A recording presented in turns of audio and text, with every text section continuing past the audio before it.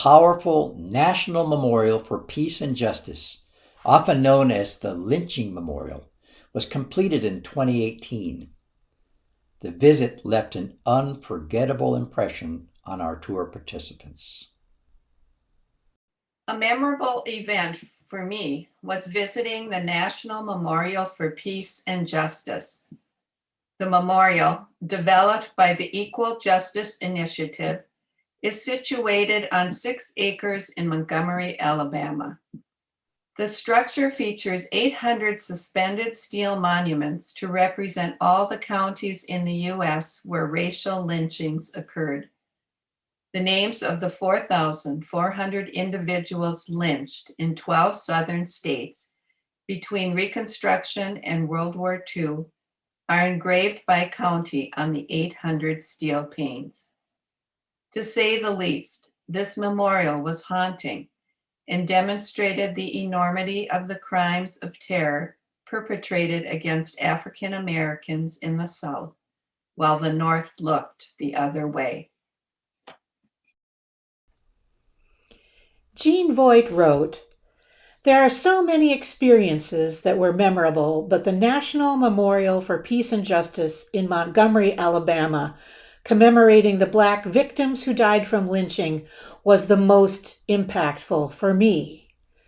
Before seeing the memorial, I had no sense of the extent of lynching in the United States. More than 4,400 lynchings of Black people were documented in the United States between 1877 and 1950. Nor did I have any sense of the reasons for such tragic and horrific actions or the incomprehensible justifications for these sanctioned lynchings listed at the memorial. For example, a Black man walked behind the wife of his employer. A family of 4 were lynched because the father was accused of using inappropriate language with a white woman. A mother and unborn child were hung for complaining about the recent lynching of her husband. It is difficult to describe the depth of horror I felt in learning of this dehumanization and domination of Black human beings and the total disregard for the sanctity of life.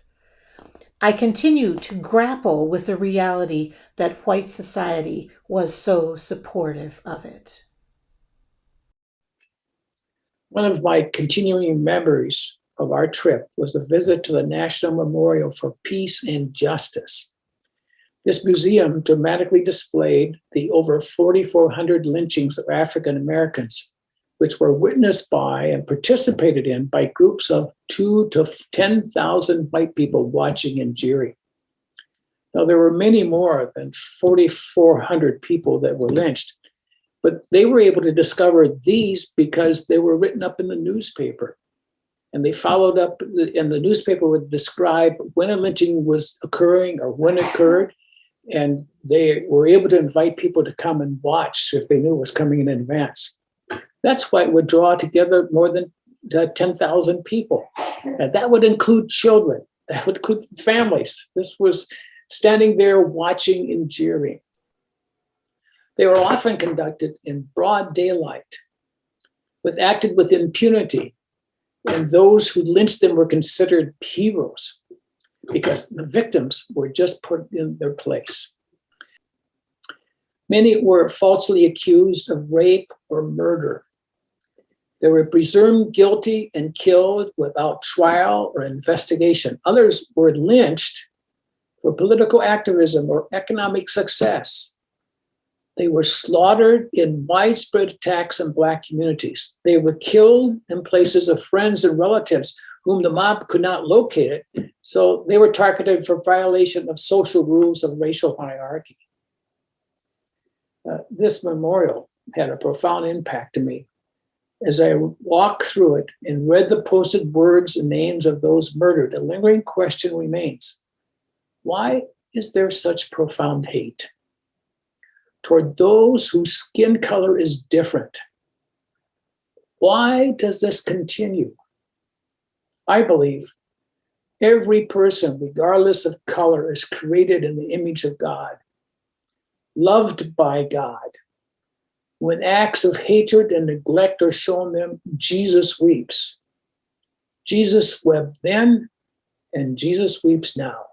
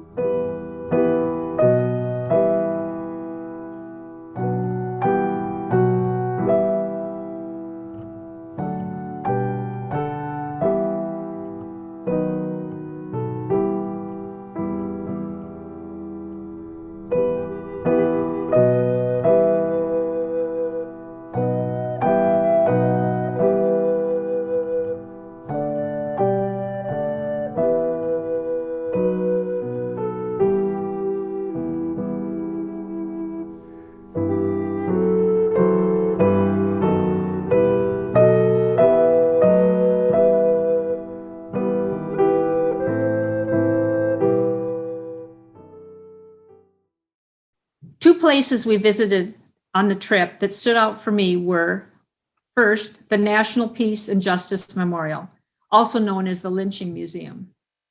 It was developed by the Equal Justice Initiative and the Southern Poverty Law Center.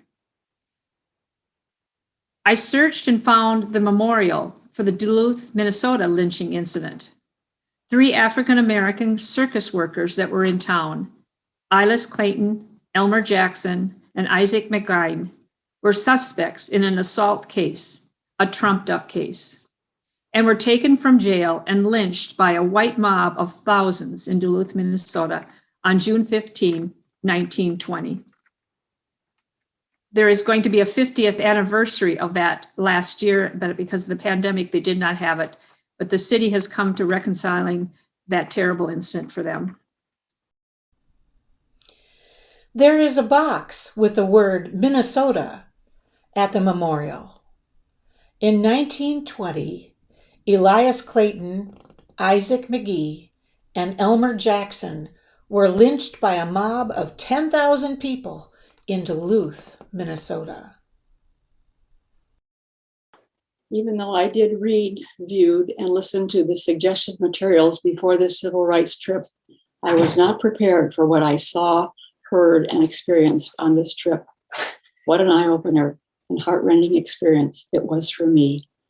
The risk of life so many Blacks and whites took to try to right the wrongs that had gone on since their arrival to the United States in the 1600s was unbelievable.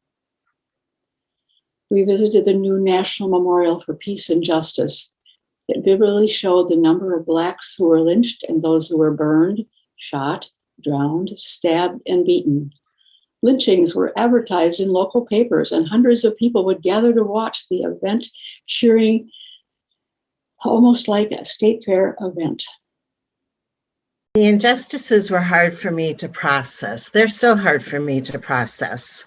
I was especially moved in Montgomery, where we visited the recently opened Equal Justice Initiative, the Peace and Justice Memorial, and the museum. I've been a member of the Southern Poverty Law Center for a long time. So for me, that was a very moving place to visit. I've been reading in their correspondence over the years about the lawsuits that they pursue to give justice to victims and their families. They also spend a lot of time informing and tracking hate groups. They were celebrating their 25th anniversary the day we visited, so I think there were many people coming to that area. The big takeaway for me is that the lynchings may be over, but injustice still exists for those with a different color of skin, no matter their economic status. There was a textile highlight for me too, a visit to the remote area in Alabama called Gee's Bend, where we met two quilters the day we visited. They quilted and sang and shared stories with us. That was someplace that was high on my bucket list to visit.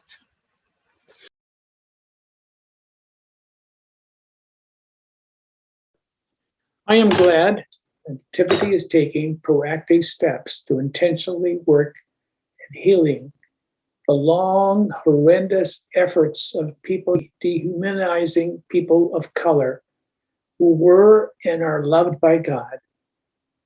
Jesus said, "Whatever you do to the least of these, you do it to me." If you have not read Just Mercy by Brian Stevenson, I would highly recommend and then see the movies Harriet and Just Mercy. I rejoined the racial justice and equity team at Nativity. Understanding systemic racism is difficult for we who have not realized any barriers due to the color of our skin. After visiting numerous sites and museums last year, reading multiple books, The Death of George Floyd, and for my community, Philando Castile, I'm willing to recognize that I have to become an ally and speak up. As a person with white skin, I cannot say but, justify, or rationalize or disrespect some person of color's story.